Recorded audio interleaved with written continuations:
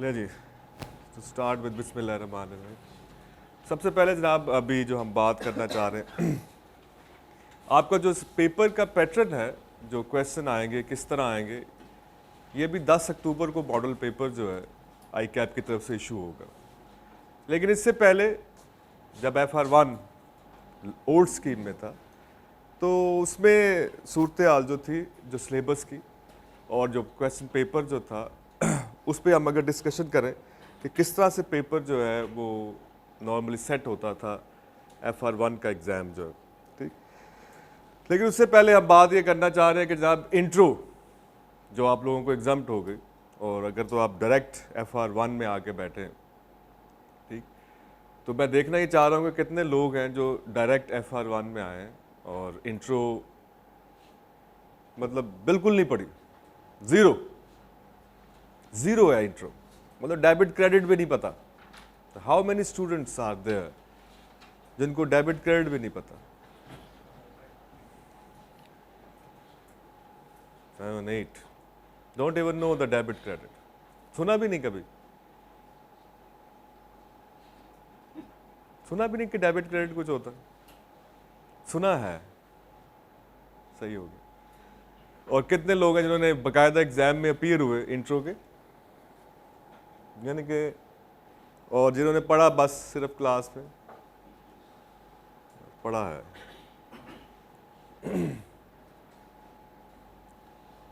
लेकिन अब इसका मतलब ये हुआ कि हमें हर टॉपिक जो है जब हम शुरू करेंगे अभी FR1, तो थोड़ा दिन जो है वो हम लगा लें बेसिक अकाउंटिंग पे, ताकि हम लोग जो हैं वो एक तो एक प्लेटफॉर्म पे आ जाए, नंबर 1। दूसरा, अगर क्योंकि आपने एग्ज़ाम के लिए प्रिपेयर नहीं किया, और दूसरा सिर्फ क्लासेस पढ़ी हैं, और कुछ लोगों ने तो बिल्कुल नहीं पढ़े मेरे ख्याल में, तो कोशिश करेंगे कि हम सारे जो है वो एक पॉइंट पे आ जाएं, और वहाँ से फिर सिलेबस को जो है वो टू स्टार्ट विद उसको थोड़ा कैरी करें और आगे को लेके चले। अदरवाइज़ आपका सिलेबस जो है FR1 का जो सिलेबस है वो कंटिन्यूटी है इंट्रो की, जहाँ पर इंट्रो आप ख़त्म करते हैं, अगर जिन लोगों ने इंट्रो पढ़ा है, ठीक, सोल प्रोप्राइटर की फाइनेंशियल स्टेटमेंट बनाने पे आपने उसको ख़त्म किया है, ठीक। इसके बाद वहीं से उसने आगे चलना है, वहीं से उसको आगे हम लेके प्रोसीड करते हैं और ऐड ऑन करते हैं उसके अंदर। जैसे आपने लास्ट टॉपिक पढ़ा होगा इंट्रो के अंदर, property plant and equipment, one of the main topic, ठीक, उसी की आगे एक्सटेंशन है, उसी को फर्दर हम आगे लेके चलेंगे, उसी टॉपिक में जो चीज़ें रह गई हैं उसको हमने आगे लेके चलें। लेकिन अब की दफ़ा जो है हम जब FR1 पढ़ेंगे तो हम इंट्रो में जो बाकायदा आप IAS 16 पढ़ कर आए हैं उसको भी लेके चलेंगे, ठीक। मतलब हम आप समझ लें कि ये पहला अकाउंटिंग का पेपर आपका आ गया, ठीक हो गया। फाइनेंशियल रिपोर्टिंग 1, ठीक हो गया जी। समझ लें कि फर्स्ट टाइम आपकी जो स्टडी है उसमें फर्स्ट टाइम अकाउंटिंग है, एज्यूम करेंगे, मैं भी यही एज्यूम करूंगा और आप भी यही एज्यूम कीजिएगा कि हम पहली दफ़ा अकाउंटिंग पढ़ने जा रहे हैं, सही हो गया। तो हमारे पास जनाब मल्टीपल टॉपिक हैं, तो वो टॉपिक लिस्ट बताने की ज़रूरत अभी मुझे इसलिए पेश नहीं आ रही क्योंकि आप सब लोग जो हैं जस्ट कम है कि अकाउंटिंग के अंदर नए हैं, फर्स्ट टाइम आप अकाउंटिंग पढ़ रहे हैं, ठीक हो गया। तो इसलिए मैं आपको टॉपिक की लिस्ट बता के, लंबी सारी लिस्ट बता के तो परेशान नहीं करना चाह रहा कि यार ये तो बहुत कुछ हो जाएगा, ठीक। तो जो जस्ट स्टार्ट विद समझ लें कि अकाउंटिंग सीखनी है, अभी हमने अगले 3-4 लेक्चर्स के अंदर बेसिक सीखनी है, ताकि हमारी ग्रिप आ जाए इस सब्जेक्ट के ऊपर। फिर मैं टॉपिक बाकायदा आपको लिस्ट बताऊंगा कि जी हमने ये काम करना है, इतना इतना टॉपिक है, यहाँ से इतना इतना पेपर आएगा, जब आपको सेंस बन जाएगी कि ये this is what is the subject all about, ठीक हो गया। तो टू स्टार्ट विद, अब मैं अकाउंटिंग को इतनी उसमें नहीं लेके जाऊंगा कि जनाब ये अकाउंटिंग इंट्रो में इतनी पढ़ी थी तो मैं सारी पढ़ाने में बैठ जाऊंगा, ऐसे नहीं होगा। I will teach you the accounting सिर्फ उतनी जितनी मुझे लगता है कि ज़रूरी है FR1 पढ़ने के लिए, ठीक। कि मैं एक टॉपिक पढ़ाना चाह रहा हूँ FR1 के अंदर, तो मैं इंट्रो में सिर्फ उतनी चीज़ें लूँगा जितनी मुझे पता है कि अब ये चीज़ें अगर इन्हें समझ आ गई हैं, now I can put a topic है, अब मैं FR1 का टॉपिक यहाँ पे लगा सकता हूँ, सही हो गया। तो उतनी ही अकाउंटिंग, अब आपने जाके सिंपली इस क्लास के अंदर आज कल परसों इस पूरा वीक, ठीक, आपको जो मैं क्लास में पढ़ाऊंगा वही जाके घर जाके आपने रिपीट करना है, ठीक, ताकि आपकी अकाउंटिंग जो है वो सेटल डाउन हो जाए, फिर हम इंशाल्लाह FR1 जो है वो प्रॉपरली शुरू कर लें।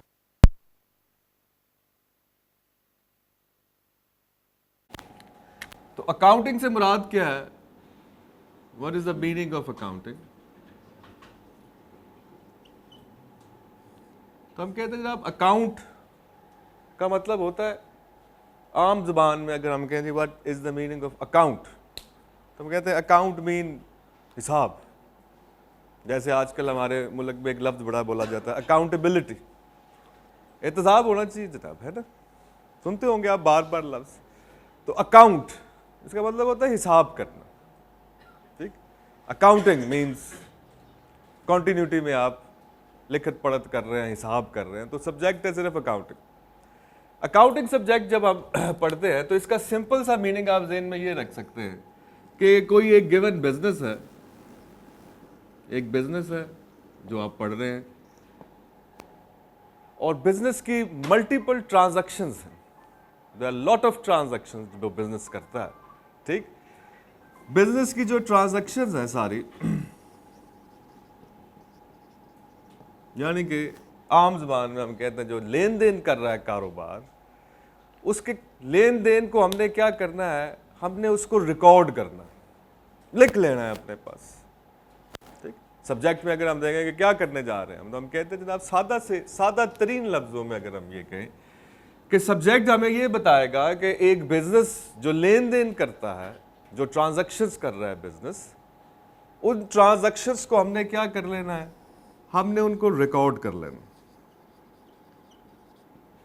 अब रिकॉर्ड कैसे करना है ये हमें सब्जेक्ट बताता है, how to record these transactions, ठीक, कैसे आप इनको रिकॉर्ड करेंगे, ठीक, लिखना कैसे है, किस किताब में लिखना है, कैसे लिखना है, तो सब्जेक्ट आपको गाइड करेगा, ठीक।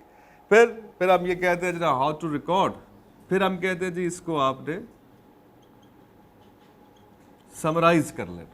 अब चूंकि ट्रांजैक्शंस बहुत ज्यादा होंगी, वो इतनी ज्यादा ट्रांजैक्शंस बल्क में होंगी, उसको अब हम क्या करें, उसको हम समराइज कर लेंगे, ठीक। एंड देन हम कहते हैं जनाब प्रेजेंटिंग, फिर हम उसको प्रेजेंट करेंगे as a information, as a information जो है उसको प्रेजेंट करेंगे। मतलब जब तक ये ट्रांजैक्शंस हैं तो हम इन्हें कहते हैं जनाब these transaction when you are recording it is financial data, this is financial data. इस फाइनेंशियल डाटा को आप क्या करते हैं, कन्वर्ट कर लेते हैं into the information. Financial data को हम कन्वर्ट कर देते हैं इनटू द इंफॉर्मेशन। इसका मतलब है कि हम एक ऐसे सब्जेक्ट की बात कर रहे हैं जिसको हम अकाउंटिंग कह रहे हैं, जो बिजनेस ट्रांजैक्शंस का जो रॉ डाटा है उसको कन्वर्ट कर देगा इनटू द मीनिंगफुल इंफॉर्मेशन, जिसकी बेस पर जो बिजनेस का ओनर है या बाकी लोग जो है जो कनेक्टेड है बिजनेस के साथ, they can do the decision making, the relevant decision making. मतलब जो डिसीजन मेकिंग वो करना चाह रहे हैं, जिसके लिए उनको इंफॉर्मेशन की ज़रूरत है, वो डिसीजन मेकिंग कर सकते हैं बाय यूजिंग दोज इंफॉर्मेशन। जो आपने कहाँ से किया, आपने फाइनेंशियल डाटा बिजनेस का, जो कि बेसिकली किस पे कंसिस्ट करता है, ट्रांजैक्शंस ऑफ द बिजनेस पे, बिजनेस के जो लेन देन है उसको हम क्या कह रहे हैं, the data of the business, financial data. और उस डाटा को हम क्या करने जा रहे हैं, we are going to convert that data into the meaningful information. और ये जो मीनिंगफुल इंफॉर्मेशन है, इसको बिजनेस में हम बिजनेस की फाइनेंशियल स्टेटमेंट कहते हैं।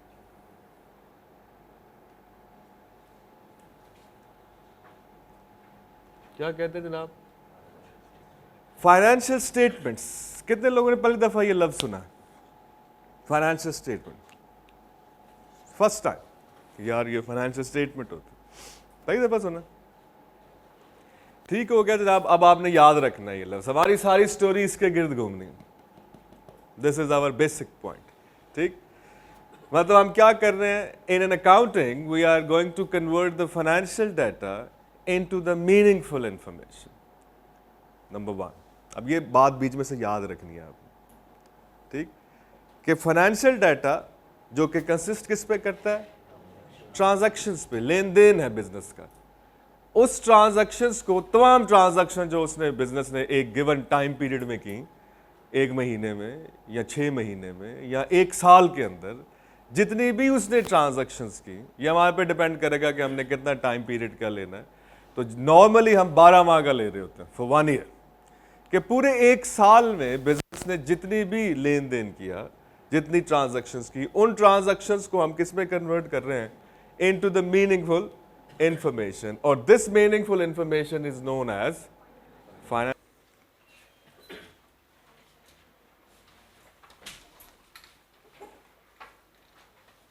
फाइनेंशियल स्टेटमेंट जो है बिजनेस की, इसमें 5 चीजें हैं, देयर आर 5 थिंग्स, ठीक। सबसे पहले को हम कहते हैं जनाब स्टेटमेंट ऑफ फाइनेंशियल पोजीशन। सबसे पहले का नाम है स्टेटमेंट ऑफ फाइनेंशियल पोजीशन। अब स्टेटमेंट का मतलब क्या होता है, आप सबको पता है जनाब, उर्दू में क्या मीनिंग होता है स्टेटमेंट का?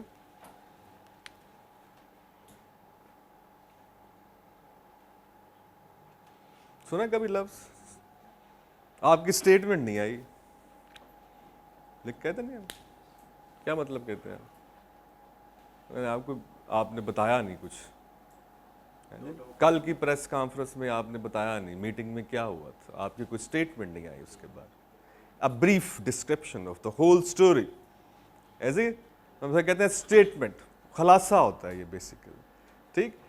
तो स्टेटमेंट ऑफ फाइनेंशियल पोजीशन, कि बिजनेस की फाइनेंशियल हेल्थ पोजीशन कैसी है, उसके बारे में एक स्टेटमेंट जारी की जाती है, ठीक। उसको हम क्या कहते हैं, स्टेटमेंट ऑफ फाइनेंशियल पोजीशन। इसमें अकाउंटेंट साहब यानी कि आप लोग ये बताएंगे, किसको बताएंगे, ओनर को बताएंगे, या बाकी जो कनेक्टेड लोग हैं जिनसे बिजनेस ने लोन ले रखा है, गवर्नमेंट को टैक्सेस देने हैं आपने, जो भी कनेक्टेड पार्टीज हैं बिजनेस के साथ, उनको आप ये स्टेटमेंट जारी करते हैं जी इस वक्त बिजनेस की फाइनेंशियल हेल्थ कैसी है। इसको हम क्या कहते हैं, statement of financial position, SOFP। आपने इसको याद रखना है नाम, SOFP। सबने सुना होगा ये नाम पहले होपफुली, लेकिन जिसने फाइनेंशियल स्टेटमेंट पहली दफा सुने हैं उसने तो नहीं सुना होगा ये। तो स्टेटमेंट ऑफ फाइनेंशियल पोजीशन के बाद है हमारे पास statement of profit and loss.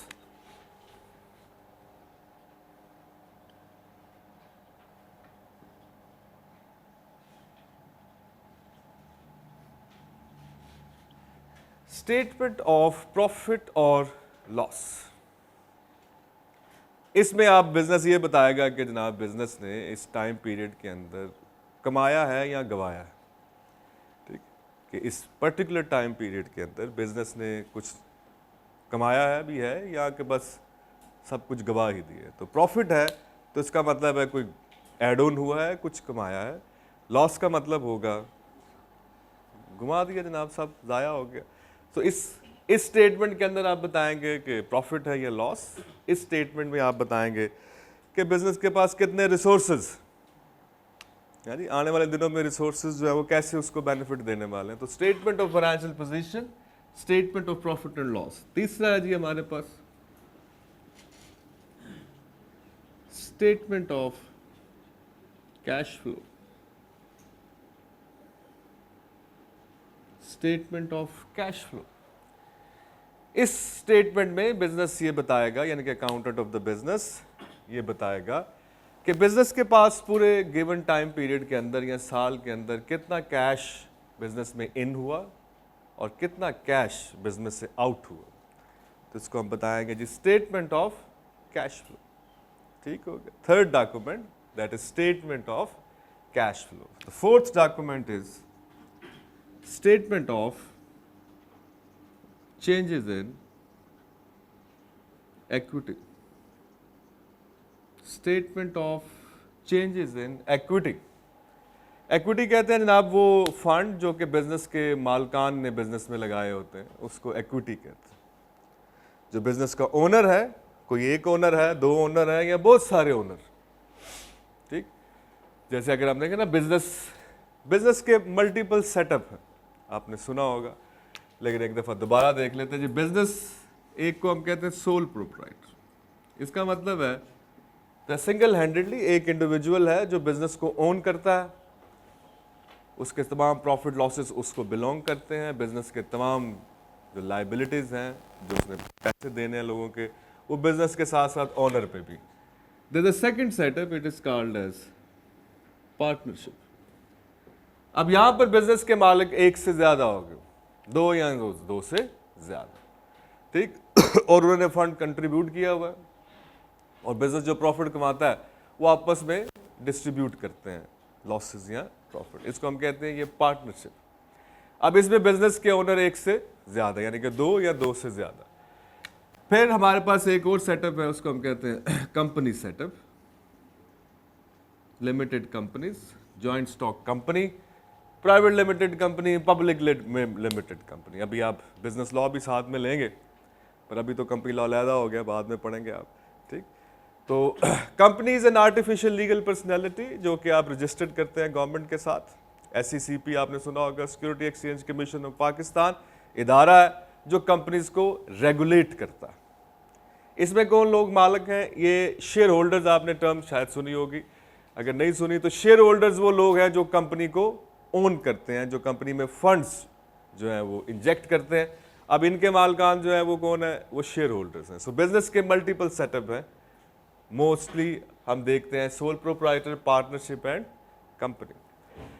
तो यहां पर statement of changes in equity में ये बताया जाएगा कि जो मालकान के जो ओनर्स हैं बिजनेस के, उनके जो फंड उन्होंने बिजनेस को दे रखे थे उनमें क्या चेंजेस आए हैं, उनकी इक्विटी के अंदर क्या बदलाव आया है पूरे साल के अंदर, तो उसको हम क्या कहते हैं? ये statement of changes in equity. ठीक हो गया। And then we have the fifth one and that is notes to the account.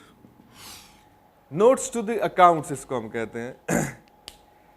Notes to the account से मुराद दिया है कि इन स्टेटमेंट के अंदर अगर आपने किसी चीज़ के बारे में फर्दर डिटेल देनी है, ठीक, फॉर एग्जांपल आप यहाँ पे लिखते हैं जनाब जनाब हमारे पास बैंक में फलां पैसे पड़े, 25 मिलियन पड़ा, ठीक। अब नोट्स टू दी अकाउंट में आप ये बता सकते हैं कि बैंक बिजनेस के कितने अकाउंट हैं। कोई एक अकाउंट तो नहीं होगा, 7-8 होगा, तो उन 7-8 अकाउंट के अंदर कितने कितने पैसे। So you can give them the further details. अगर आप किसी चीज के बारे में फर्दर डिटेल देना चाह रहे हैं तो वो आप कहां पर दे रहे होंगे? You are giving them in the notes to the account. ठीक हो गया। अब ये पांचों चीजें जो हैं, इन पांचों चीजों को मिला के जब हम एक नाम देते हैं तो उसे हम क्या कहते हैं? These are known as financial statement of the business. ठीक हो गया। अब अगर आपने देखा होगा, जिन्होंने इंट्रो पढ़ी है, वहां में नॉर्मली पहले 2 कंपोनेंट सिखाए जाते हैं। ठीक हो गया। लेकिन अब तो हम FR1 में हैं, तो अब 5 सीखने पड़ेंगे। So they are now the financial statement is SOFP, statement of profit and loss. Second, statement of cash flow. Fourth, statement of changes in equity. And lastly, notes to the account. And these 5 collectively called as financial statement. सही हो गया। अब हम क्या कर रहे हैं? हमने बिजनेस की फाइनेंशियल स्टेटमेंट बनानी है, और बिजनेस की फाइनेंशियल स्टेटमेंट में हम क्या बता रहे हैं? वी आर टॉकिंग अबाउट, किस चीज के बारे में बता रहे हैं? Regarding the transactions of the business, जो उसने किसी एक गिवन ईयर में की। मोस्टली जैसे हम कहें जनाब कि क्या कहेंगे जी, कंपनी की फाइनेंशियल स्टेटमेंट हम बना रहे हैं for the year December 2021, for the year December 2021। तो इसका मतलब क्या होगा कि हम कौन से 12 माह की बात कर रहे हैं? हम जनवरी से दिसंबर 2021 की बात कर रहे हैं। तो फॉर एग्जांपल अगर मैं ये कहूँ फॉर द ईयर जून 2021, तो इसका मतलब है कि मैं कौन से 12 माह की बात कर रहा हूँ? जुलाई 2020 से जून 2021। So normally financial statement is always about a particular time period के बारे में होगी। अब अगर तो ये 12 माह कवर करती हैं तो हम इसे कहते हैं एनुअल फाइनेंशियल स्टेटमेंट, ईयरली। 12 माह जो हो गए तो पूरा साल ही बन गया। लेकिन ये इससे कम भी हो सकते, ठीक, वो 6 माह की भी हो सकती, ज़रूरी नहीं है कि आप 12 माह की हो। लेकिन बाय लॉ जो है गवर्नमेंट की तरफ से, सिक्योरिटी एक्सचेंज कमीशन की तरफ से रिक्वायरमेंट कंपनी के बारे में ये है कि क्या करना है, ईयरली होनी चाहिए, मस्ट बी एटलीस्ट ईयरली। लेकिन आप चाहें तो आप 6 माह की भी बना सकते हैं, आप 3 माह की भी बना सकते हैं, हाफ ईयरली, क्वार्टरली। 3 माह की होंगी तो हम कहेंगे जी क्वार्टरली है, 6 माह की होंगी तो हम क्या कहेंगे, हाफ ईयरली है। तो it can be any time period. लेकिन आपको याद ये रखना है, जो इम्पॉर्टेंट बात है याद रखने की वो ये है कि financial statement is always about a certain time period. ये नहीं है कि वो पता नहीं जब से बिजनेस शुरू हुआ है तो तब, ऐसे नहीं है। It's about a certain time period, ठीक हो गया। और उसको हम क्या कहते हैं, अकाउंटिंग पीरियड। जिस पीरियड के बारे में फाइनेंशियल स्टेटमेंट होंगी उस पीरियड को हम क्या कहते हैं, it's called as accounting period है जनाब, this is an accounting period, ठीक हो गया। ले जी, अच्छा अब बात ये हो गई कि जनाब ये फाइनेंशियल स्टेटमेंट हमने बनानी है। अब दूसरी बात जो हमने याद रखनी है कि इन फाइनेंशियल स्टेटमेंट के अंदर हम कौन सी इंफॉर्मेशन देते हैं, ठीक, which kind of information we are going to give in these financial statement. तो वो भी आपने इसको हम कहेंगे ये आपने याद रखना है जनाब, दीज आर कॉल्ड एज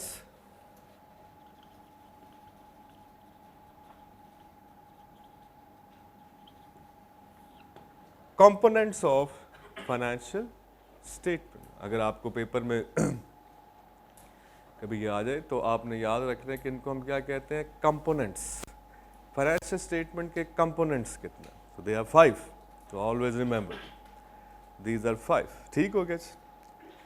अब इन फाइनेंशियल स्टेटमेंट के अंदर ये जो आप बयान दे रहे हैं बिजनेस के बारे में, अकाउंटेंट साहब, स्टेटमेंट जारी कौन कर रहा है, ज़ाहिर है अकाउंटेंट साहब कर रहे हैं। आप लोग जब क्वालिफाई कर जाएंगे, चीफ अकाउंटेंट साहब स्टेटमेंट इशू कर रहे हैं रिगार्डिंग द बिजनेस, और वो मल्टीपल है 5, ठीक हो गया। अब जनाब इन स्टेटमेंट के अंदर अकाउंटेंट साहब क्या बताना चाह रहे हैं बिजनेस के बारे में, तो इन ब्रीफ हम इन्हें कहते हैं जनाब elements of financial statement. Elements of financial statement, what you are going to give, किसके बारे में इंफॉर्मेशन देने जा रहे हैं बिजनेस की, चीज़ों के बारे में। तो these are known as elements of financial statement. अब अगेन ये क्या है जनाब, तो आपने जनाब कंपोनेंट्स हो गए, अब आगे एलिमेंट्स। और एलिमेंट्स में सबसे पहले हमारे पास it is called as assets. Number 1 is assets, business के एसेट्स। तो उर्दू में हम इन्हें कहते हैं ये क्या है, असासे हैं बिजनेस के, दीज आर द असासे। तो मेरे ख्याल में एसेट्स ज़्यादा आसान लफ्ज़, मुश्किल एसेट्स, ठीक। सो नंबर 1 इसको हम कहते हैं जनाब एसेट्स। नंबर 2 इसको हम कहते हैं जनाब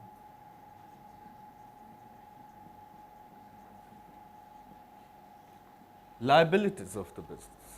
Number 2 is liabilities. Number 1 assets. Number 3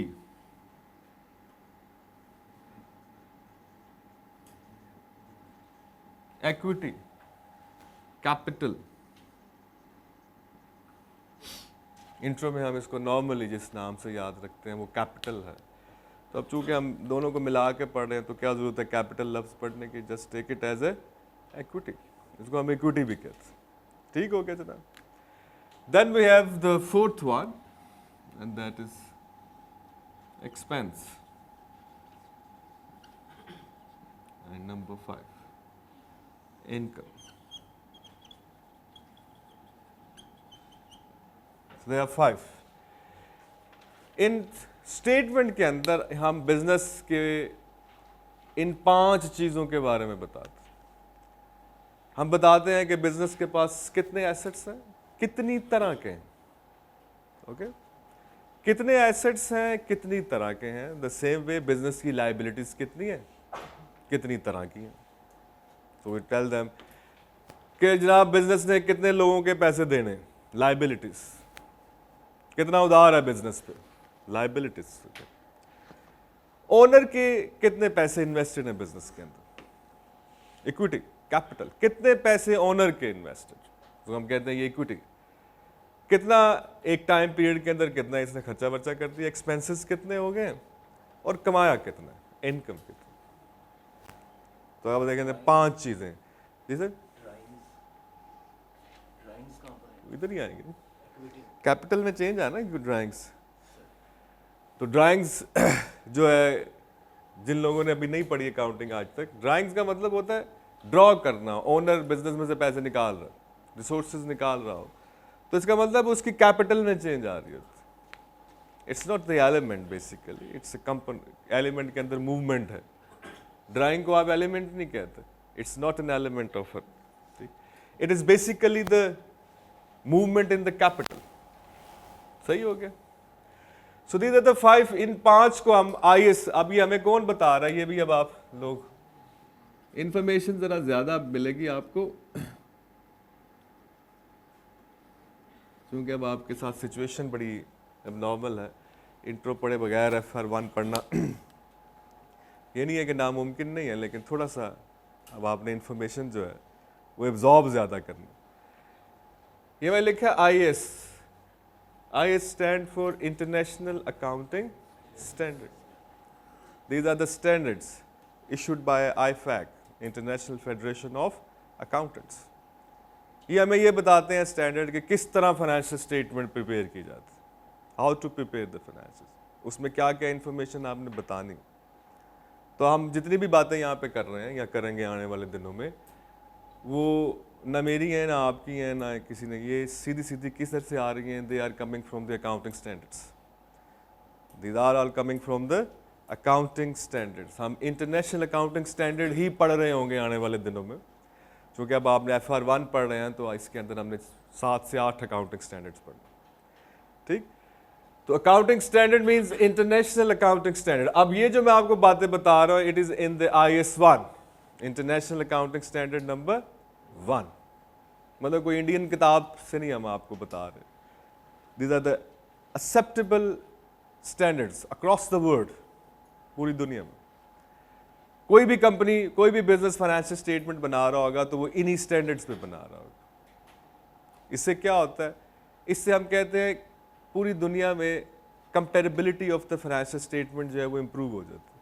मतलब एक इन्वेस्टर है, वो पाकिस्तान की किसी कंपनी में इन्वेस्ट करना चाह रहा है, तो वो पाकिस्तानी कंपनी की फाइनेंशियल स्टेटमेंट लेगा और उधर से कोई UK की कंपनी के ले ले या उधर से मिडिल ईस्ट से किसी की ले ले, तो वो तीनों को रख के बैठा होगा, तो तीनों एक ही स्टैंडर्ड पे बनी होंगी। इससे क्या होगा, उसके डिसीजन मेकिंग बेहतर हो जाएगी, वो कंपैरिजंस बेहतर कर सकेगा। तो that's why international accounting standard, और ये स्टैंडर्ड हमें बता रहा है कि कंपनी की फाइनेंशियल स्टेटमेंट जो होती हैं उनके एलिमेंट कितने होते हैं, 5। These are 5, assets, liabilities, equity, capital, expense and income. अब ये देखें, ये जो 3 है, एसेट्स, लायबिलिटी एंड इक्विटी, ये हम स्टेटमेंट ऑफ फाइनेंशियल पोजीशन में बताते हैं। This is in the statement of financial position. Income and expenses हम बताते हैं स्टेटमेंट ऑफ प्रॉफिट और लॉस में। स्टेटमेंट ऑफ कैश फ्लो में सिर्फ एक चीज के बारे में, और वो है कैश, उसके बारे में सारी इंफॉर्मेशन दी जाती है। Statement of change in equity के बारे में इसकी फर्दर डिटेल दी जाती है, इक्विटी के बारे में। ठीक, और बाकी नोट्स टू दी अकाउंट में आपको जैसे मैंने बताया, किसी भी फिगर के बारे में फर्दर डिटेल्स जो हैं वो कहां पर हो रही होती हैं, they are in the notes to the account. यानी कि आपने कोई भी फिगर के बारे में फर्दर डिटेल्स देनी है तो आप किस जगह पर रिपोर्ट कर रहे होंगे, नोट्स टू द अकाउंट।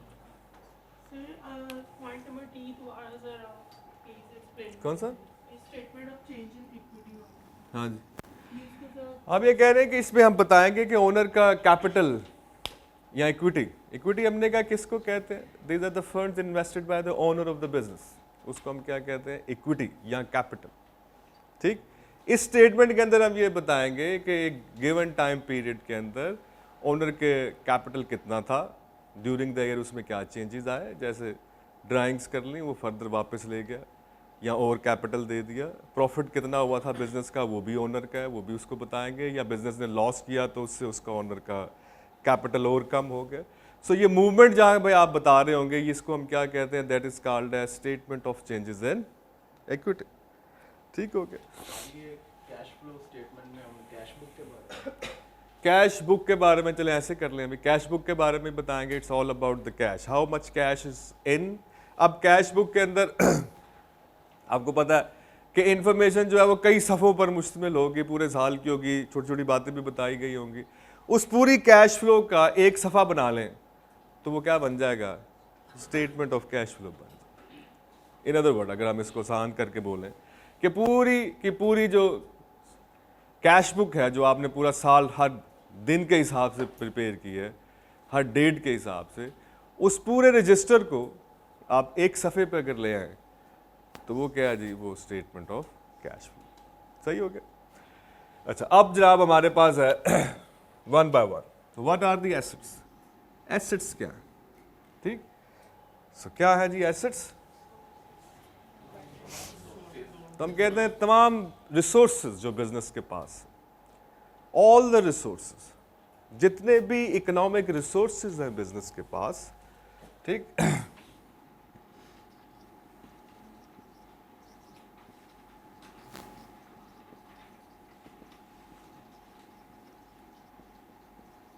जितने भी इकोनॉमिक रिसोर्सेज हैं बिजनेस के पास, ठीक, जिनसे क्या होगा, जिनसे बिजनेस को आने वाले वक्त में फायदा मिलेगा, ऐसे तमाम रिसोर्सेज को हम क्या कहते हैं, assets. These all resources are known as assets. इसका मतलब हम क्या कह रहे हैं, all those economic resources from which business expect future economic benefit. ठीक, all those economic resources from which business expect future economic benefits are known as assets. सही हो गया। अब आपने सादा सी बात कि क्या जी क्या क्या हो सकता है इसमें, तो हमने कहा जी इसमें बड़ी सारी, सबसे पहले शुरू हो जाए कैश से। Cash is one of the main economic resource जिससे फ्यूचर में आपको इकोनॉमिक बेनिफिट मिल सकते हैं, तो हम कहते हैं बिल्कुल मिल सकते हैं। कैश से आप लैंड भी खरीद सकते हैं, कैश से आप प्लांट खरीद सकते हैं, फर्नीचर खरीद सकते हैं, एसी खरीद सकते हैं, अपने कर्जे वापस कर सकते हैं, so many things, you can do anything with the cash. ठीक, बिजली के बिल देने हैं आजकल बहुत ज़्यादा आ रहे हैं, वो भी कैश से ही जाएंगे, यूटिलिटी बिल जितने भी हैं सारे। So cash is the main economic resource. ठीक, so all the economic resources जिससे बिजनेस को आने वाले वक्त में बेनिफिट मिलेगा, उन तमाम रिसोर्सेज को हम क्या कहते हैं, अपनी स्टेटमेंट ऑफ फाइनेंशियल पोजीशन में हम उन्हें एसेट डिक्लेयर करते हैं। हम कहते हैं जी ये है जी हमारे पास assets, these are the assets. ठीक, उनको एसेट्स क्यों कह रहे हैं, मतलब आप अकाउंटेंट साहब लिख रहे हैं कि जी ये बिजनेस के एसेट्स हैं, तो अकाउंटेंट साहब से पूछ ले कोई सवाल, जी आप इनको एसेट क्यों कहते हैं, Why are these assets of the business? तो आप क्या जवाब देंगे, What will be your answer? तो हम कहेंगे जी इसके हमें फ्यूचर में आने वाले वक्त में बिजनेस को इससे फायदा पहुंचना है, तो हर वो चीज़ जिससे बिजनेस को फायदा पहुंचेगा आने वाले वक्त में, उसको हम क्या कहेंगे, वो एसेट्स। ठीक, अब इनकी कई नाम है जनाब, हमने इनके कई नाम रखे हुए। ठीक, इनकी क्लासिफिकेशन भी है। ठीक, तो क्लासिफिकेशन हम कैसे करते हैं, तो हम ये कहते हैं जनाब, एक है हमारे पास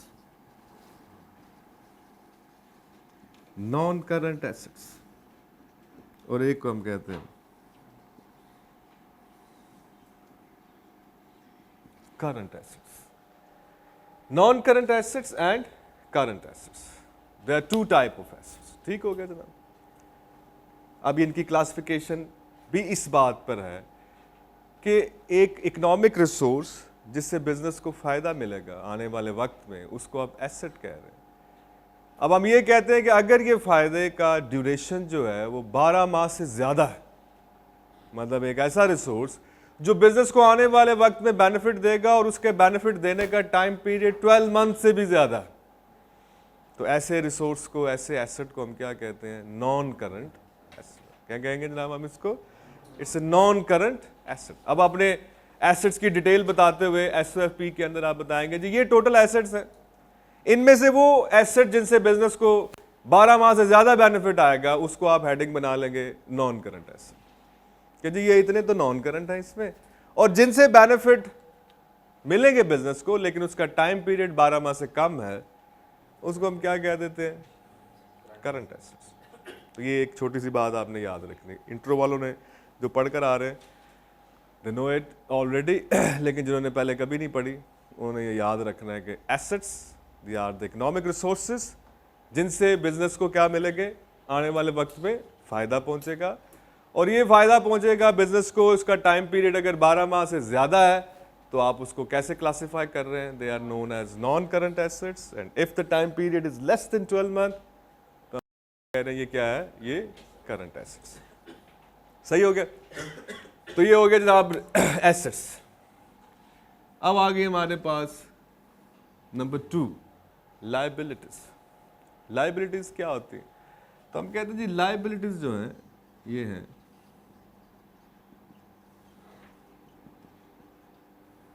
obligations of the business, business के ऑब्लिगेशंस। हम कहते हैं ना व्हाट आर द लायबिलिटीज, तो हम कहेंगे liabilities are obligations of the business. ये वो ऐसे रिसोर्सेज हैं जो बिजनेस ने वापस करने, किसी से पकड़े थे रिसोर्सेज, पकड़े कहीं से, अपने तो नहीं है, ठीक, इस्तेमाल करने के लिए ले लेते हैं ना आप अक्सर, किसी से चीज़ आपको चाहिए, कहीं जाना आपने तो किसी से कपड़े मांग लिए, अब पहन के तो चले गए आप, हैं तो नहीं आपके, आप पहनेंगे, इस्तेमाल करेंगे, फिर आपने उसको वापस कर देना। ऐसे ही है जैसे आपको पास आपने कोई चीज़ खरीदनी है, पैसे कोई नहीं है, दोस्त से पैसे पकड़ लिए, यार 5,000 रुपया देना, 10,000, उसने आपको दे दिया 10,000, अब आपने उस 10,000 से वो चीज़ें खरीद ली जो आपको चाहिए थी, ठीक। अब आपके दोस्त ने आपसे वो चीज़ें तो नहीं ना वापस लेनी, उसने कहा मेरे तो 10,000 वापस कर दो भाई जो तुमने लिए थे। तो वो जो रिसोर्सेज आपने किसी से पकड़े होते हैं और आप उसको अपने इस्तेमाल में ले आते हैं, तो ज़ाहिर आने वाले वक्त में आपने उसको वापस करना है। Getting the point? तो ऐसे रिसोर्सेज बिजनेस के जो उसने किसी से लेके पकड़े हुए हैं, इस्तेमाल कर रहा है बिजनेस, और आने वाले वक्त में उसको क्या करने हैं? वापस करने हैं, उनको हम क्या कहते हैं? लायबिलिटीज। तो liabilities are obligations of the business, these are the obligation of business, ठीक। तो हम कहते हैं जनाब लायबिलिटीज आर प्रेजेंट ऑब्लिगेशंस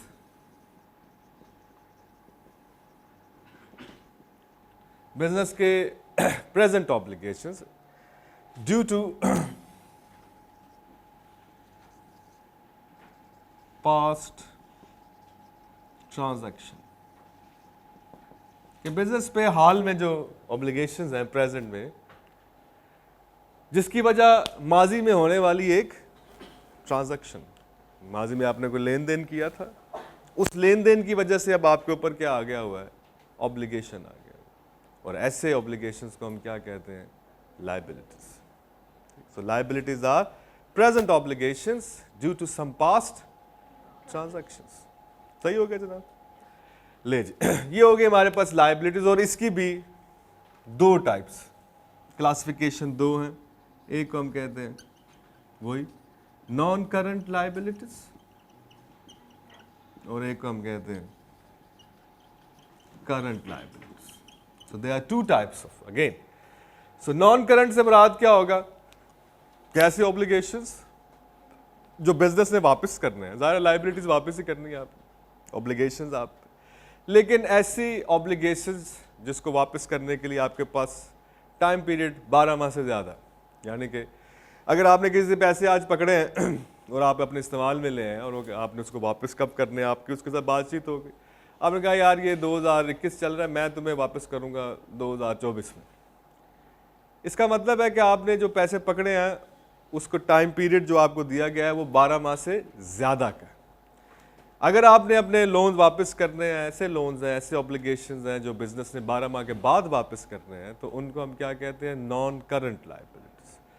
और ऐसे ऑब्लिगेशंस जो बिजनेस ने आने वाले वक्त में वापस करने हैं, जाहिर है, लेकिन विद इन 12 मंथ करने, 12 माह से पहले पहले वापस करने, तो उसको हम क्या कहते हैं? Current liabilities. सो ये डिस्टिंक्शन, ये फर्क आपने याद रखना है। ये फैमिली कौन सी? लाइबिलिटीज। जैसे पहली फैमिली हमने कौन सी करी? Assets. So family is main assets, second liabilities. अब हमारे पास आ गया जी तीसरा, दैट इज एक्सपेंस। एक्सपेंस क्या है जनाब? तो हम कहते हैं व्हाट आर द एक्सपेंस? तो हम कहते हैं जी एक्सपेंस मींस, ये देखें आपके पास था इकोनॉमिक रिसोर्स। इकोनॉमिक रिसोर्स को हमने कहा जी ये क्या है? ये है एसेट्स, दीज आर एसेट्स। अब इकोनॉमिक रिसोर्स ने आपको क्या देना है? बिजनेस को बेनिफिट देना। तो हम उसको इकोनॉमिक रिसोर्स क्या ही किस लिए रहे हैं? क्योंकि हम ये कह रहे हैं कि इससे बिजनेस को क्या मिलेगा? आने वाले वक्त में बेनिफिट्स मिलेंगे।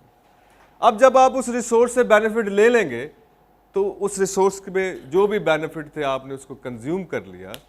तो ऐसे रिसोर्सेज जो आप कंज्यूम कर लें, जो बिजनेस कंज्यूम कर लेगा, ऐसे रिसोर्सेज को फिर हम statement of profit and loss में ले जाते हैं और उनको हम कहते हैं ये क्या हो गया है? ये एक्सपेंस हो गया। सो एक्सपेंसेस क्या है जनाब? तो हम कहते हैं these are consumed economic resources. Economic resource जब कंज्यूम हो जाता है तो उसको एक्सपेंस कहा जाता है।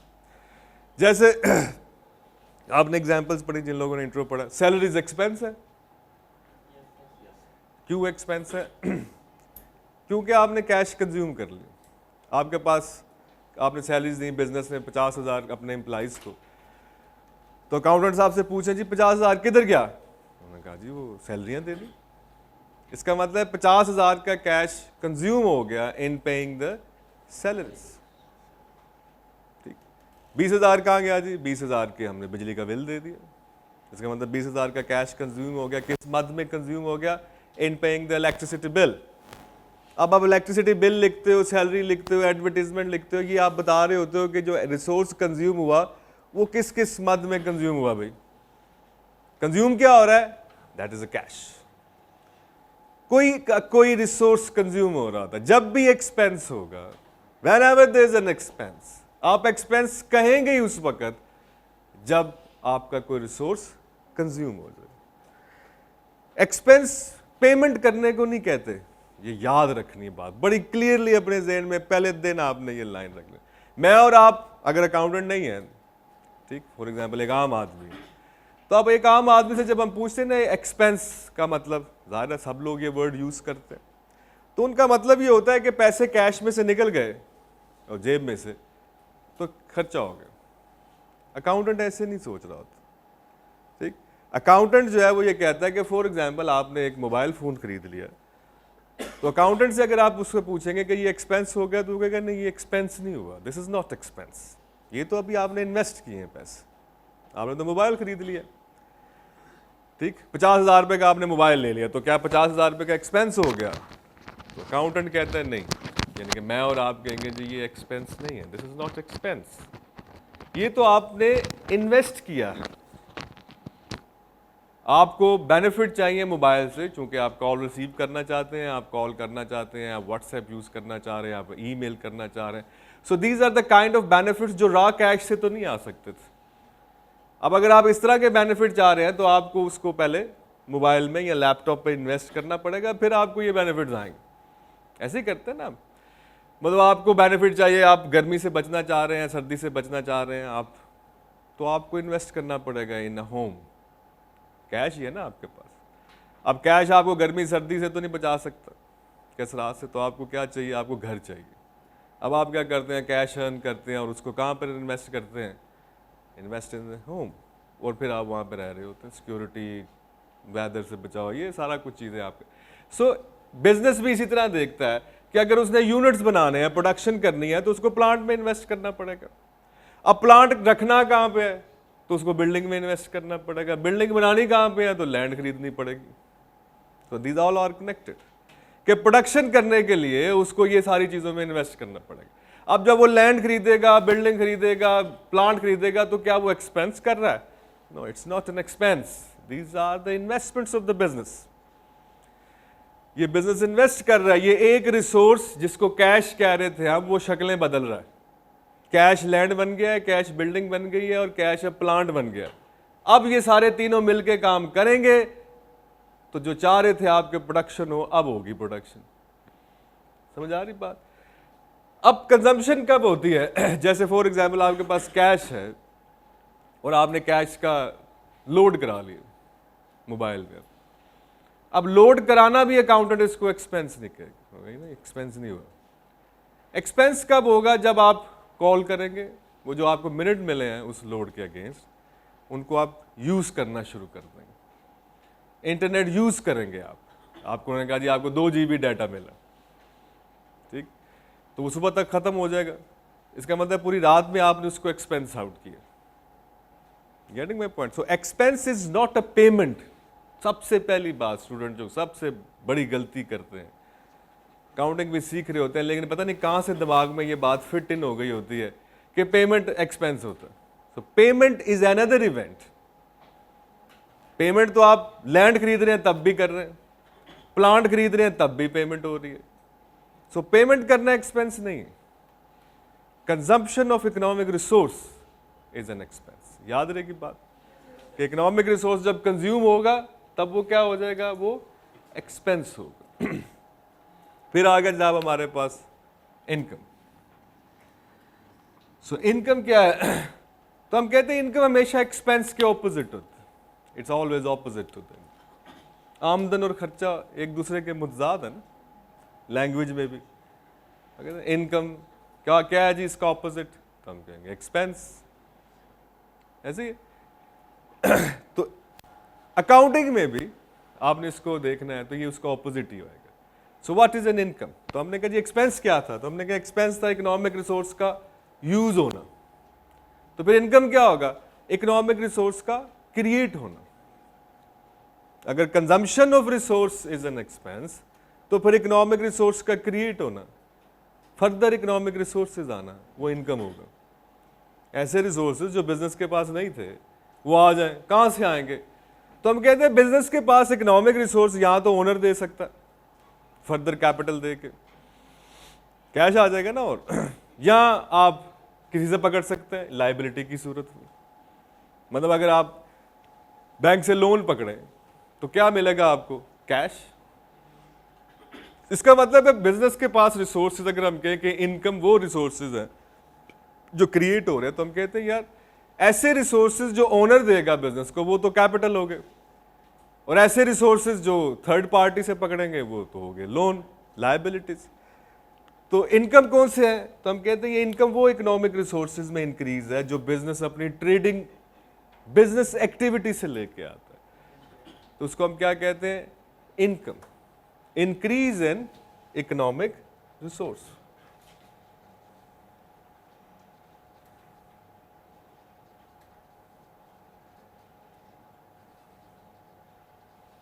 तो हम कहेंगे इनकम क्या हुआ?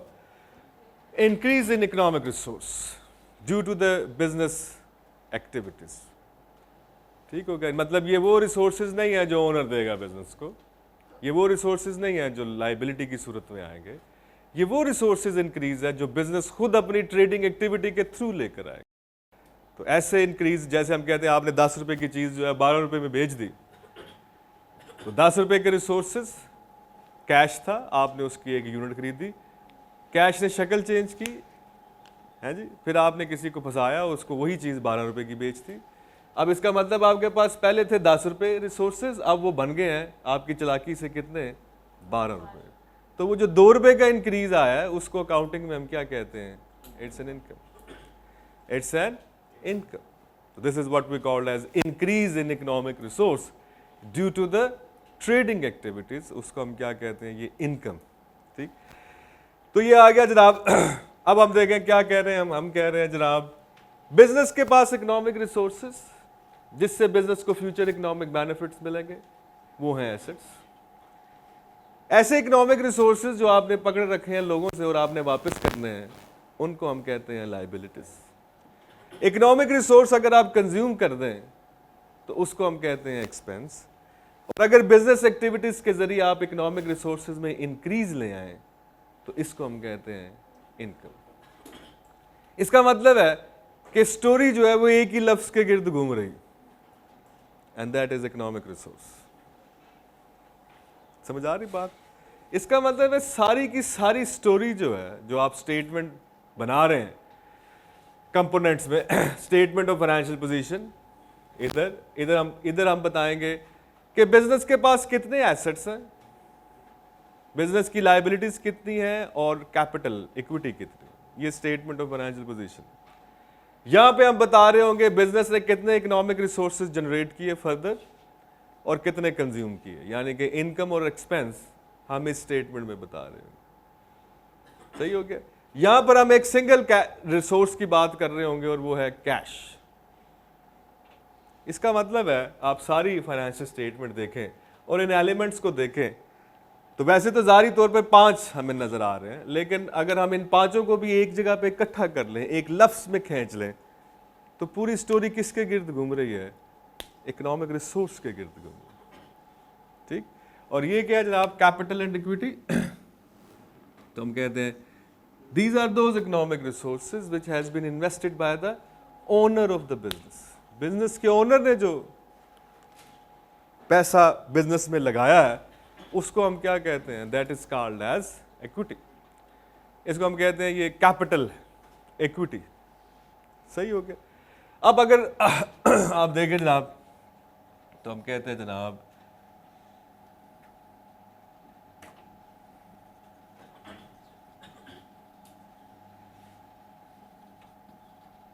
ओनर ऑफ द बिजनेस, ये हो गया कैपिटल। अब मैं बताना ये चाह रहा हूं आपको कि अगर आप गौर करें, just apply your understanding and comprehension, जो अभी तक हमने बात की, उससे क्रिटिकल होकर सोचें अगर आप, तो अब देखिए ऐसी स्टोरी बनाई जा रहा है, बात एक ही है।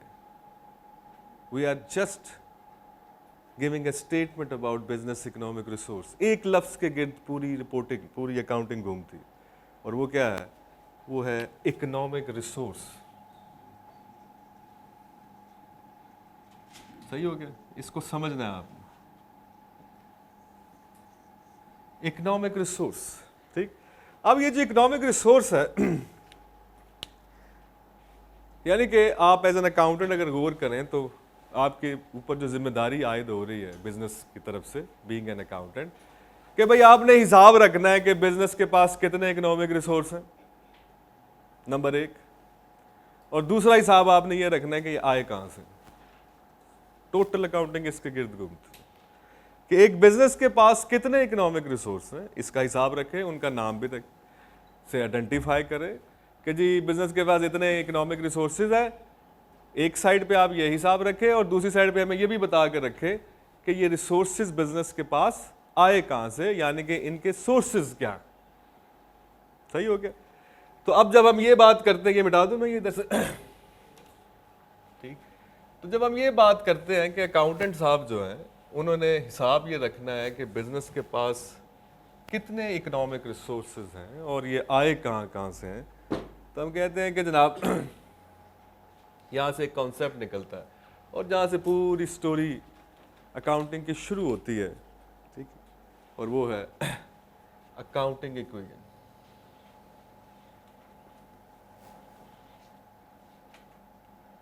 अकाउंटिंग इक्वेशन, और आपने हमेशा ये याद रखना है, ये जो अकाउंटिंग इक्वेशन है, ठीक, ये हमेशा होल्ड करेगी। आप गलत हो सकते हैं, ये नहीं गलत होगी। ठीक? अगर ये इक्वेशन में कोई मसला आ गया, अभी मैं लिखता हूँ ये इक्वेशन, अगर कोई मसला आ रहा है, आपको लग रहा है ये तो नहीं होल्ड कर रही, तो आपने ये नहीं कहना कि इक्वेशन में कोई मसला है, आपने यही सोचना है कि आपने कोई बोंगी मार दी हुई है जिसकी वजह से इक्वेशन होल्ड नहीं कर रही। So accounting equation is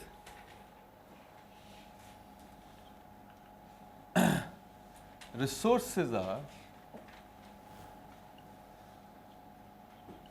equal to sources.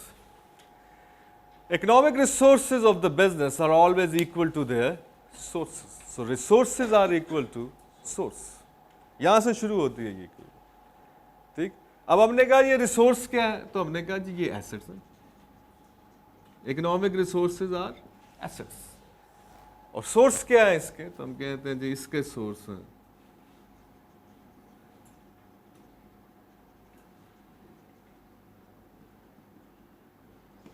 So this is called as basic accounting equation. Assets are always equal to capital plus liability. अब हमने बात ये की, पहला सवाल आप अपने ज़हन में दोबारा दोहरा लें, मैंने कहाँ से शुरू किया कि अकाउंटेंट ने क्या किस चीज़ का हिसाब रखना है। अकाउंटेंट ने इस चीज़ का हिसाब रखना है कि जिस बिजनेस का वो अकाउंटेंट है उस बिजनेस के पास कितने रिसोर्सेज हैं, यानी कि कितने एसेट्स हैं, और हिसाब रखना है कितने नॉन करंट हैं, कितने करंट हैं, यानी कि उसने हिसाब रखना है कि एसेट्स कितने हैं आपके पास। रख लिया जी, एक साइड पे ये हिसाब हो गया जी, हमारे पास कैश इतना है, बैंक कितना है, फलां इतना है, ये इतना है, लैंड इतने की है, प्लांट इतने की है, गाड़ियाँ इतनी है, सारी डिटेल है आपके पास। ठीक हो गया। लंदन में फ्लैट भी हैं 4, ये है, तमाम एसेट्स हैं हमारे पास। We have the complete list of the assets.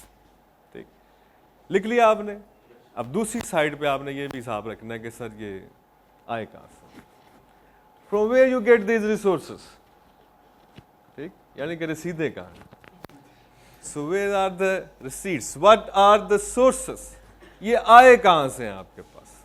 ठीक, अब हम कहते हैं कि अकाउंटेंट साहब ये कहते हैं कि बिजनेस के पास 2 ही सोर्स होते हैं मेन, या तो बिजनेस को एसेट देगा उसका मालिक, ठीक, तो उसको हम कहते हैं जी ये जो फलां रिसोर्सेज आए ये ओनर ने दिए थे तो ये कैपिटल के थ्रू आए, और ये जो रिसोर्सेज हैं ये हमने ओनर के अलावा थर्ड पार्टी से बिजनेस ने लिए, इनको हम लायबिलिटीज कहते हैं। ठीक, जैसे हम कहते हैं जी ओनर ने बिजनेस को पैसे दे दिए 20,000, तो आप कहेंगे बिजनेस के पास कैश है 20,000, लिख लिया आपने। अब दूसरे सवाल का जवाब भी लिखना है आपने, कहां से आया, तो आप कहेंगे जी कैपिटल के आगे लिख देंगे 20,000। ठीक, इसका मतलब है आप ये कहना चाह रहे हैं इसके अंदर कि ये जो 20,000 के एसेट्स हैं बिजनेस के पास, इसका सोर्स कैपिटल, कि कैपिटल से 20,000 है। फिर आप कहते हैं जी बिजनेस ने बैंक से 10,000 का लोन ले लिया, अब आपके पास फौरन कैश कितना हो जाएगा 30,000। हमें ये 30,000 के रिसोर्सेज आए कहाँ से भैया आपके पास, तो आप कहेंगे 20,000 ओनर ने दिए थे, 10,000 अपने लोगों के दे रहे, तो ये पूरा हिसाब हो गया कि हमें तो पता है हमारे पास कहाँ से रिसोर्सेज आ रहे हैं जी। हम तो ये नहीं कह रहे कि पता नहीं कौन डिपॉजिट करा गया हमारे अकाउंट में, हमें पता ही नहीं चला। So we have all the sources कि हमारे पास पैसे जो है वो कहाँ से आ रहे हैं, from where we are getting the money. So accountant ने as a accountant of the business आपको क्या हिसाब रखना होता है कि बिजनेस के पास कितने रिसोर्सेज हैं और वो आए कहाँ से। इसी कॉन्सेप्ट को हम क्या कहते हैं, अकाउंटिंग इक्वेशन, और ये हमेशा होल्ड करेगी, इट्स ऑलवेज होल्ड। होल्ड का मतलब क्या है, जब मैं वर्ड यूज करता हूं इसका मतलब ये हमेशा इसी तरह होगा, बराबर होगी, इक्वल होगी। इसकी लेफ्ट हैंड साइड जो है वो इक्वल होगी राइट हैंड साइड। सही हो गया, left hand side is equal to right hand side. ठीक, अब इसके कई कॉम्बिनेशंस हैं, तो आपको पता है जनाब, इसको मैं ऐसे भी लिख सकता हूं, कैपिटल या equity is equal to assets minus assets minus liability, ऐसे भी लिखी जा सकती है, मैथमेटिकली भी लिखी जा सकती है ना। ठीक, अब ये जो मैंने इसका लिखा है capital is equal to assets minus liability, ठीक हो गया। इसको हम कहते हैं ये बिजनेस के पास, इनको नेट एसेट्स भी कहते हैं। एसेट्स में से लायबिलिटीज माइनस करते हैं तो ये नेट एसेट्स। इसका मतलब है ये वो एसेट्स हैं जिसको इन्वेस्ट, जिनके जो के ओनर से आए हैं, जिसके पैसे ओनर ने दिए। तो नेट एसेट्स ऐसे एसेट्स को कहते हैं जिसकी इन्वेस्टमेंट सारी बिजनेस के पास कहाँ से आई है, ओनर के पास से। तो हम कहते हैं these are those assets which are attributable to the owner of the business, के ओनर ऑफ द बिजनेस को एट्रीब्यूटेबल, यानी कि पैसे उसने लगाए हैं बिजनेस के अंदर, ये वो एसेट्स हैं। इसको हम क्या कहते हैं, ये नेट एसेट्स। ठीक, इसका मतलब है अगर आप इस फिगर को देखें, नेट एसेट्स की फिगर को, फॉर एग्जांपल मैं आपसे ये कहूं कि बिजनेस के पास एसेट्स हैं 50,000 के, ओनर की तरफ से या लायबिलिटीज है बिजनेस की 10,000। ठीक, तो हम कहते हैं कैपिटल कितना होगा, इट्स 40,000। वैसे तो बिजनेस के पास रिसोर्सेज 50,000 के हैं, ठीक, लेकिन हम कहेंगे नेट एसेट्स कितने हैं, तो हम कहेंगे यार ये नेट एसेट्स का मतलब ये है कि जो देना दिलाना है ओनर के अलावा लोगों को, वो अगर हम दे दें तो बाकी बिजनेस के पास क्या बचता है। What are the net assets, कि उधार उतारने के बाद जितने भी उधार हैं आपके पास बिजनेस के ऊपर, वो सारे वापस कर दें अगर हम, तो फिर क्या बचता है, कुछ बचता भी है आपके पास। तो कुछ बिजनेसेस के पास नहीं बचता कुछ भी, उनकी लायबिलिटीज उनके एसेट से बढ़ जाती हैं लॉसेस की वजह से। इसका मतलब ऐसे बिजनेसेस को हम कहते हैं ये तो गया, ये तो बैंकरप्ट हो गया। इसका मतलब है इसके लायबिलिटीज वापस करने के लिए बिजनेस के तमाम एसेट्स बेचने पड़ेंगे, इसके बाद कुछ नहीं बचेगा। इसका मतलब ओनर के हाथ में अब कुछ भी नहीं। ठीक, जब हम बात करते हैं कि जनाब एसेट्स में से लायबिलिटीज निकाल दें और हमारे पास 40,000 रुपया बाकी बचेगा, तो इसका मतलब है ये बिजनेस के वो एसेट्स हैं जो ओनर के। तो ऐसे इन एसेट्स कहते हैं they are called as net assets, या हम इसको कहते हैं कैपिटल, या हम इसे कहते हैं इक्विटी। सही हो गया। अब अगर नेट एसेट्स में इंक्रीज आ जाए, if there is an increase in net assets, net assets में अगर इंक्रीज आ जाए तो क्या कहेंगे हम इसको, हम कहते हैं हम इसको इनकम कहते हैं। अभी हमने कहा इनकम क्या होती है, तो हमने कहा इनकम इंक्रीज इन एसेट्स। तो इनकम एसेट्स में इंक्रीज तो किस वजह से आ रहा है, लायबिलिटी की वजह से भी आ जाता है। बिजनेस की लायबिलिटी बढ़े तो एसेट्स भी बढ़ते हैं, क्योंकि बैंक से आप लोन लेंगे ना, तो लोन लेंगे, लायबिलिटी बढ़ेगी, साथ में एसेट भी बढ़ेगा। तो क्या वो इंक्रीज इन एसेट इनकम है, तो हम कहते हैं नहीं, वो इनकम नहीं, इट्स नॉट एन इनकम। क्या होती है, इंक्रीज इन एसेट ही होती है, लेकिन एसेट से पहले एक लफ्ज लगाते हैं हम, नेट एसेट्स। इसका मतलब वो एसेट्स जो एट्रीब्यूटेबल टू किसको है, ओनर को। उन एसेट्स में इंक्रीज आए और वो इंक्रीज भी ओनर ना लेके आया हो, मतलब कैपिटल इंट्रोड्यूस करा के ना आया हो। जैसे हमने कहा बिजनेस के एसेट्स में इंक्रीज कैसे कैसे आ सकता है, तो हमने कहा जी सोर्सेज, यहां तो ओनर दे दे, एक कैपिटल की सूरत में इंक्रीज आएगा, या बाहर से पकड़ लें यानी कि लायबिलिटी की सूरत में। तो हम कहते हैं कि ये दो सोर्सेस की वजह से अगर एसेट्स में इंक्रीज आए, ठीक, तो वो तो इनकम नहीं। सो इट मींस एसेट में इंक्रीज एक थर्ड सोर्स से भी आता है, और वो क्या है, वो है इनकम। तीसरा सोर्स क्या है, इनकम। इकोनॉमिक रिसोर्सेज में इंक्रीज के वजह तीन होती हैं। एक, ओनर ऑफ द बिजनेस दे दे बिजनेस को, दो, थर्ड पार्टी से पकड़ ले liabilities, there is a third source as well, and the third source is income. जैसे मैंने शुरू में कहा कि आपने एक 10 रुपए की चीज लेके 12 रुपए की बेच दी, तो 10 रुपए आपके पास पहले से थे, फॉर एग्जाम्पल कैपिटल, तो वो 12 रुपए जो हुए, तो 2 रुपए का इंक्रीज का सोर्स क्या है, आपने अपनी जेब से तो नहीं दिए, तो कहां से आए, आपने कमाए हैं, आपने अर्न किए हैं through the trading activities. So it means उस 2 रुपए का सोर्स कौन है, इनकम। सो इकोनॉमिक रिसोर्स बिजनेस में जब इंक्रीज आता है तो उसके तीन सोर्स, एक है कैपिटल, एक है लायबिलिटी, और तीसरा है इनकम। याद रहेगी बात। और इकोनॉमिक रिसोर्स जाते कहां पे हैं, तो कंज्यूम होते हैं, एग्जिट उनको मिलता है कहां से, एक्सपेंस की सूरत। समझ आ रही, इसको आप इस तरह थोड़ा सा इमेजिनेशन में लेकर आए कि बिजनेस के अंदर इकोनॉमिक रिसोर्स तीन इनलेट से आते हैं। ओनर डालता है बिजनेस में एसेट्स, थर्ड पार्टी लायबिलिटीज पकड़ लिया, लोन पकड़ लिया, तीसरा कमा कमा के आप डाल रहे होते हैं। जैसे घर का मालिक नहीं होता, घर में अक्सर लड़ाई फैमिलीज में, अब्बा जी जो वो पैसे जाते कितने ने, रोज कमा के मैं लाता हूँ, तनख्वाह आती है फलां जगह से, वो इसका मतलब वो इन कर रहे हैं पैसे। So where they are going, कहाँ जा रहे हैं, वो आपको पूरी लिस्ट मिल जाती है। ए देख लो, ऐसा आया आया आया आया, तुम 5,000 रुपया दे के गए सोते, 500 में अम्मी को मंगाया, यानी कि 5,500 रुपया खर्च देता है। ऐसे ही होता है ना। So it means they have been consumed, it has been consumed. और रिसोर्सेज जब कंज्यूम हो जाते हैं तो उन्हीं को हम रिपोर्ट क्या कर रहे होते हैं, एक्सपेंस। ठीक, तो ये जो इक्वेशन है आपके पास, इसको हम कहते हैं अकाउंटिंग में अकाउंटिंग इक्वेशन, और यही SOFP है। यही स्टेटमेंट ऑफ फाइनेंशियल पोजीशन।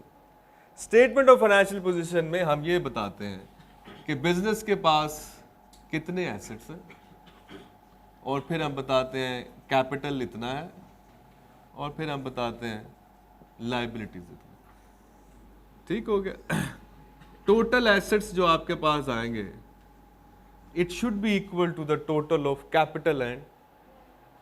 अब आप जिन लोगों ने इंट्रो थोड़ी पढ़ रखी है, एसओएफपी देखी होगी, उनको अंदाजा होगा what I am trying to say, कि एसओएफपी जो है वो एक्चुअली अकाउंटिंग इक्वेशन के बारे में, उसमें भी यही बताया जा रहा होता है कि at a given point of time business के एसेट्स जो हैं वो इक्वल हैं कैपिटल प्लस लायबिलिटीज। इसका मतलब अकाउंटिंग इक्वेशन होल्ड करती है।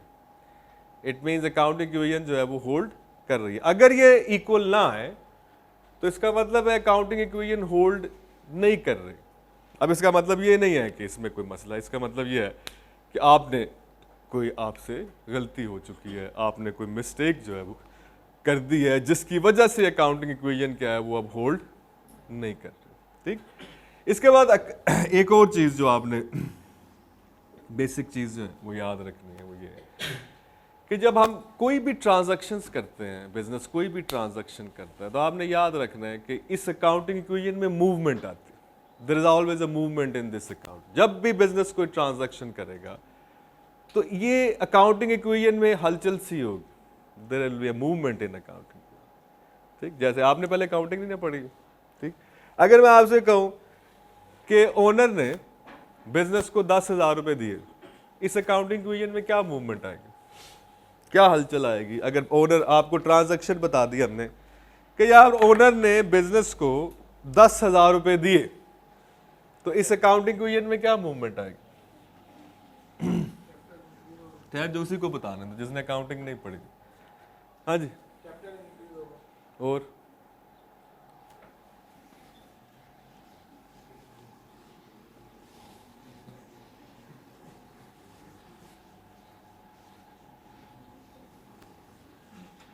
क्या होगा?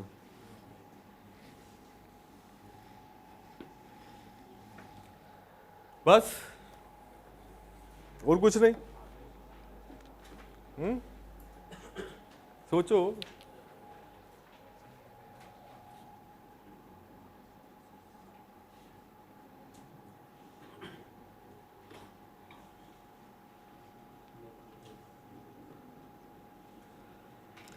तो हम कह रहे हैं जब आपने एक सिंपल सा रूल याद रखना है, बड़े ध्यान से आपने सुनना कि whenever there is a transaction in a business, तो अकाउंटिंग इक्वेशन के मूवमेंट आएगी एलिमेंट्स के अंदर। अब हमने कहा जी मेनली दो ही हैं, एक रिसोर्सेज हैं और एक सोर्स। हर ट्रांजैक्शन की आपने ये दो मूवमेंट पकड़नी कि what is the change in resources and what is the change in sources. ये दो सवाल बनते हैं हर ट्रांजैक्शन के बाद। कोई भी ट्रांजैक्शन करेगा बिजनेस तो आपके ज़हन में दो सवाल नेचुरली उभरने चाहिए जिसका जवाब आपको चाहिए कि यार ये जो ट्रांजैक्शन हुई, ये जो बिजनेस ने लेन देन किया है, इसकी वजह से बिजनेस के रिसोर्सेज में कोई चेंज आया?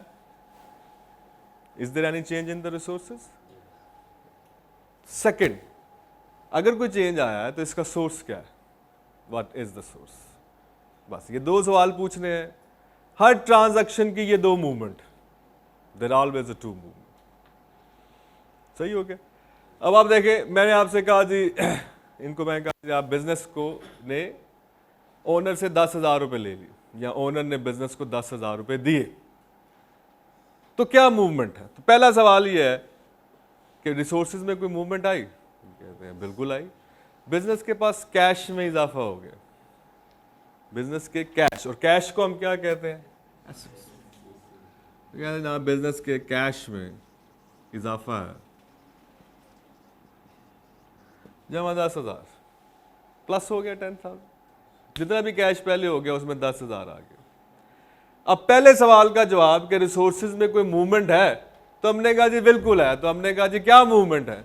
तो आपने याद रखना है कि दो ही मूवमेंट हो सकती, यहां तो रिसोर्सेज बढ़ जाएंगे, यहां रिसोर्सेज कम हो जाएंगे। तीसरी कोई मूवमेंट अगर है तो वो है कोई चेंज नहीं, तो उसको तो हम कोई मूवमेंट नहीं कहेंगे।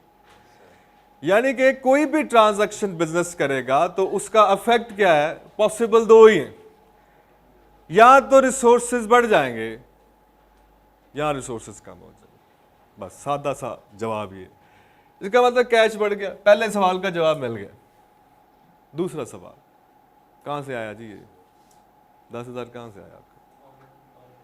तो हमने कहा जी ओनर ने दिया, ओनर। कैपिटल भी बढ़ गया, जमा 10,000, सही हो गया। तो आपने कैपिटल के नीचे लिख दिया 10,000। अब दोनों सवालों के जवाब आपने पास रिकॉर्ड कर लिया। आपने इनको रिकॉर्ड करना है अपने पास कि ये पहला सवाल, is there any movement in resource, हमने लिख लिया।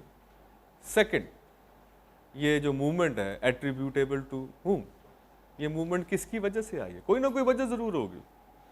ये एसेट बढ़ गए, कहां से आए? ये एसेट कम हो गए, कहां चले गए? बस ये दो सवालों के जवाब अगर आप सक्सेसफुली फाइंड करते जाएं तो अकाउंटिंग होती जाती है, कुछ भी नहीं रह जाता इसके अंदर। अगर आप अपने आप को बहुत ज्यादा प्रेशराइज करके अपने सीनियर्स की बहुत सारी बातें उखाड़ के फेंक दें जेन में से, ओए होए बड़ा फलां, बड़ा ये तो फलां हो जाएगा, डींग हो जाएगा, कुछ भी नहीं।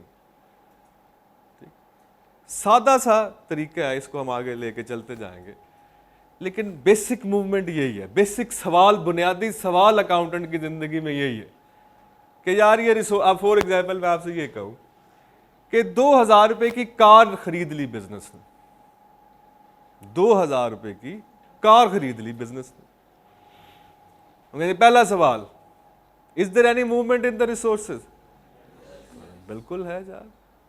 क्या मूवमेंट है? रिसोर्सेज बढ़ गए हैं।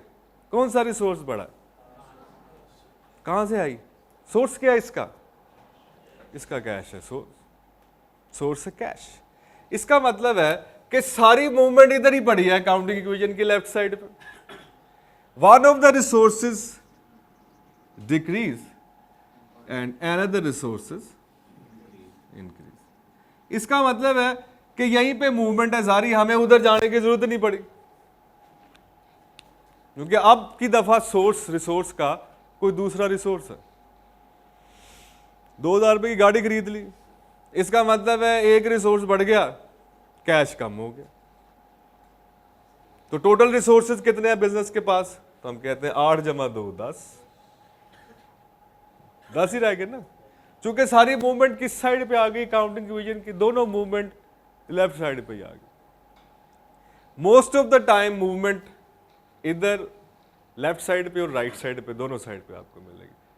बट सम टाइम आप देखेंगे कि मूवमेंट जो है वो लेफ्ट साइड पे ही रह जाएगी, एक चीज़ लेफ्ट साइड पे इंक्रीज होगी, एक डिक्रीज। इसी तरह सम टाइम मूवमेंट सारी राइट साइड पे होगी।